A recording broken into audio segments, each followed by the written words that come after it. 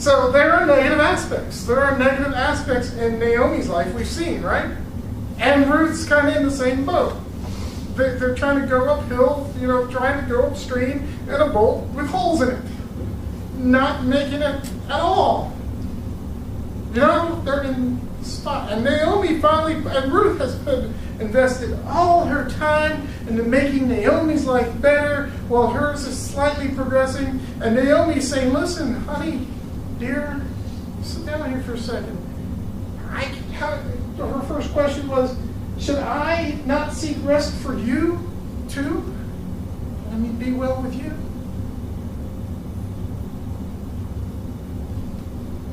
I'm not saying it's a bad thing to put others' interests before yourself. But it's an incomplete thing. Sometimes we've got to stop and look at what's going on in our lives and where we are fitting and how do we need to be changed. Or let's take that, maybe we're not those people. Maybe we're the Ruth, the Naomi in this situation. And we got people who are who are doing good things for people, right? They're doing good things for everyone. People who think life is going to be great. I'm going to get to heaven because I'm doing good things for people. I don't need to deal with your Jesus thing. I don't need a redeemer. That's a problem. You're trying to do the right as best you can. But you're fault. You're an error. This whole thing called sin kind of corrupts everything that you do. The total inability, the total depravity, as the Calvinist would say, to do completely good. Like I said, the total depravity is a Calvinistic thing. And if you even know Calvinism, you kind of like it or you don't like it. I'm a 2.5-point Calvinist myself. I just don't know what the other half point is yet. But my friend Roy writes this article, this blog called Arminian Today. He's an Arminian. He's a Pentecostal guy. This is a guy who called me Aaron. He says, totally, we should come from two different worlds. But we met and we connected. And his idea was, let's take total depravity, the word depravity, and change that to inability to do completely good. We're totally unable to save ourselves. We're totally unable to change our station in the spiritual realm. We need a redeemer. We need someone to come in and step in and tell us and help us change and find value, true value, not the hardware store, but pure value. I'm full of puns today, I'm sorry. So here we got Naomi looking at Ruth and saying, thank you for all that you've done for me. You've done more for me than I deserve. But how can I let you live in this worthless state that you're living in? How can I let you remain in this station of life? What can I do to help this? And she says, Boaz, let me tell you about your Redeemer. Boaz. He's a kinsman. He has the power to change us, to change you, to increase your station in life. It's the definition of evangelism right there. Somebody has the power to change you, to give you worth, to give you value, to increase your station in the spiritual realm. This is what you need to do. Make yourself pretty and smell good. She says, anoint yourself, wash yourself, dress up real nice.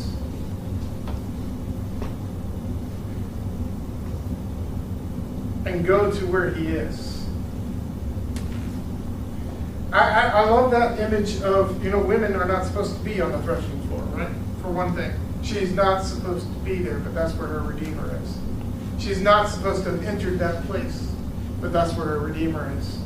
And that's where she went to lay down at his feet. to be there at his feet, at his place, and commit herself to him, or to force him to redeem her. See, the thing is, the redemption wasn't given to her until she asked for it.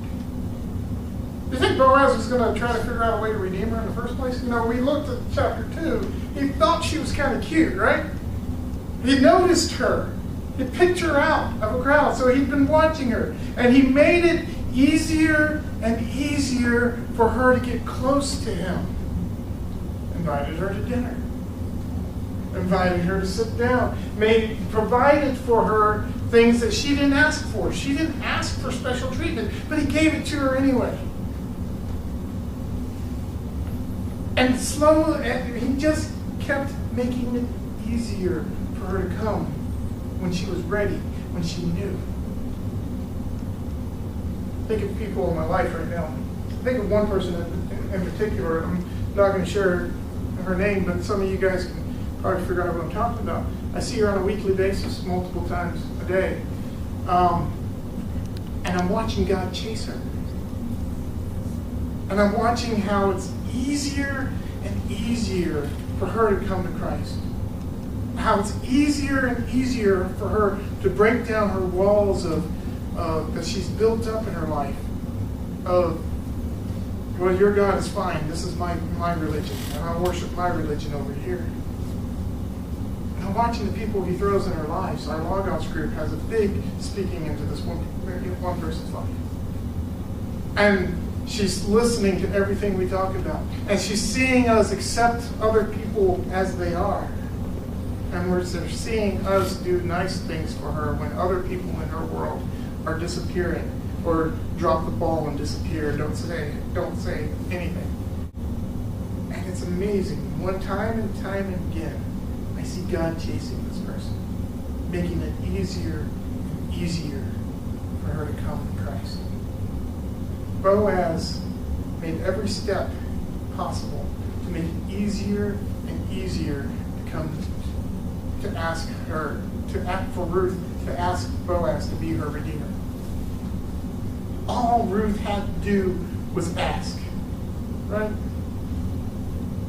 All Ruth had to do was step into it and say, Boaz, could you redeem me? Be my redeemer.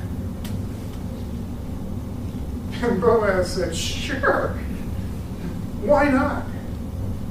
I will do it. I will redeem you. Granted, there's somebody else in line before me that has the right to do that. But if he doesn't want to do it, then I'll do it.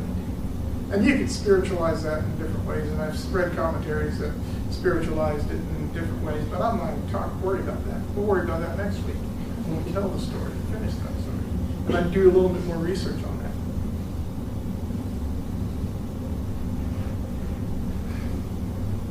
So, I don't know. What this brings us to is this. I don't know where you guys are when you walk with Christ. If you need to be redeemed, Jesus is here for it. All you have to do is ask. And it doesn't matter what words you say, what words you use, what words you preach. Matter of fact, the sinner's prayer, I hate the sinner's prayer. Because it means nothing.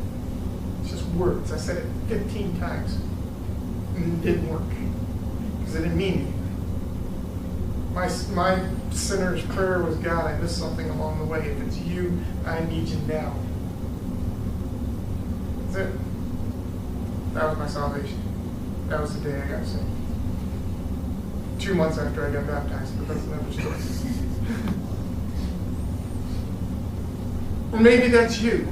You're Ruth, and you realize you need a redeemer. Or maybe you're Naomi, and you know somebody who needs a savior, who needs Jesus.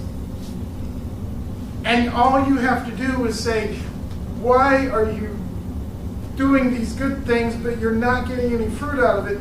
Go talk to Jesus, come to Christ, tell them about what Jesus did for you and what he's planned to do for the other person. And just point them in the right direction. Give them that nudge maybe a kick in the pants or something.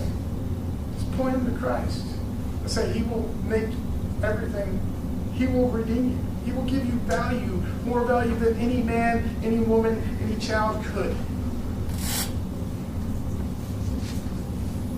Or maybe you're even, I don't know, I want to say maybe you're Boaz. You have a chance to help somebody in ways that you never could. That they never could. Maybe not in the redemption, spiritual, move into my house and get married kind of way, but I don't know. We're all at different levels. We all find ourselves in these characters. We all find a way there. And it's all about correcting the faults, the negative somethings, compensations for negative action, negative something. We all got our negatives. We all got our bad things. A total depravity, inability, and sin, that word. There's only one person that can redeem us fully and completely. One of Ruth's ancestors.